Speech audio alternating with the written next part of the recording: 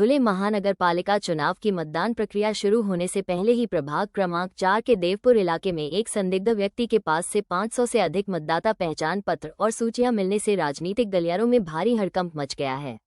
MIM party के कार्यकर्ताओं ने इस संदिग्ध गतिविधि को देखकर संबंधित व्यक्ति को पकड़ने का प्रयास किया, लेकिन दावा किया जा रहा है कि वह मतदाता कार्डों से भरा बॉक्स वहीं छोड़कर फरार हो गया।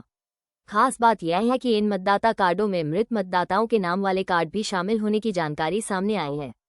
इस पूरे मामले को फर्जी मतदान की साजिश बताते हुए एमआईएम के नेता इरशाद भाई जहांगीरदार ने गंभीर आरोप लगाए हैं।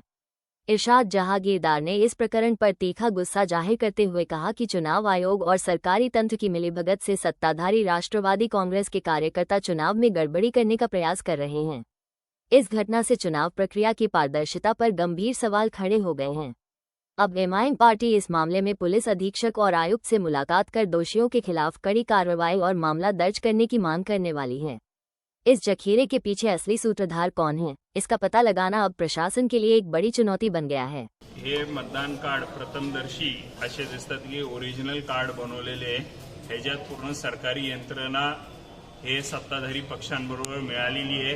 हे प्रभाग क्रमांक 4 मधले आमचे उमेदवार आहेत, त्यांनी हे मतदार कार्ड जे पोस्टमॅनचं काम आहे की ते मतदारांपर्यंत पोहोचवायचं, हे राजकीय पक्षाचे कार्यकर्त्यांपाशी हे भेटलेले, राष्ट्रवादी काँग्रेस पार्टीचे कार्यकर्त्यांपाशी हे फॉर्म भेटलेले।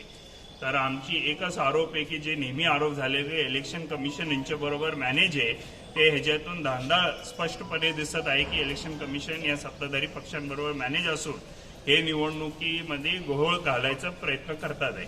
माझा सर्वप्रथम प्रश्न आहे की जेव्हा इलेक्शन कमिशनचे एन्व्हलप्स जर प्रायव्हेट माणसापाशी भेटतात तरी इलेक्शन कमिशनचं साफ फेलियर आहे। स्टेट इलेक्शन कमिशनरनी जबाब द्यायला पाहिजे की हे कार्ड कसे गेले, जी सखोल चौकशी व्हायला पाहिजे। जर हे धुळ्यात भेटले तर अख्ख्या महाराष्ट्रामध्ये सत्ताधारी पक्षांकडून इलेक्शन मॅनेज करायचं काम इलेक्शन कमिशनला पकडून झालेलं आहे, हे स्पष्टपणे ह्याच्यात दिसून येत आहे। आणि आमची आता आम्ही आयुक्तांना भेटणार आहे, एसपी धुळ्याला भेटणार आहे आणि संबंधितांवर आम्ही गुन्हे दाखल करायची मागणी करणार आहे। कारण जर अशा निवडणुका होत असतील तर खरे मतदारांचा हक हिरून घ्यायचं काम हे भ्रष्टाचारी लोक करतात, हे ह्याच्यातून स्पष्टपणे दिसून येत आहे।